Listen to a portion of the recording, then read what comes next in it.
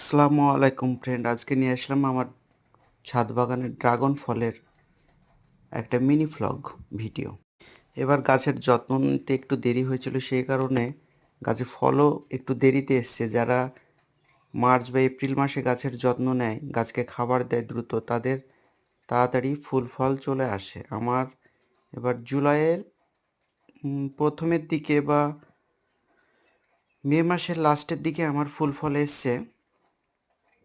তো এসেছিল অনেক ফুল, কিন্তু অনেক ফুল আসার পরেও অতগুলো ফুল টেকেনি, নষ্ট হয়ে গেছে অনেক। এখন 13-14টা মতো ফল আমার দাঁড়িয়েছে। তো ফলগুলোর সাইজ আশা করছি এবার খুব ভালো হবে, কারণ গাছের গ্রোথটা অনেক ভালো আছে, গাছ অনেক হেলদি আছে।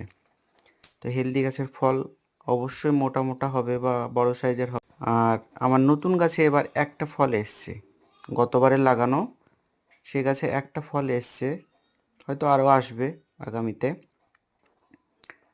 গাছগুলো তেমন একটা বেশি বড় না, ছোট গাছ, তবু ফল এসছে। আর এই গাছের আমার বয়স প্রায় 2.5-3 বছর। আর কিছু নতুন কাটিংয়ের চারাও দিয়েছি, আত্মীয় স্বজনরা আসলে এই চারাগুলো দেওয়া হয় একটা দুটো করে।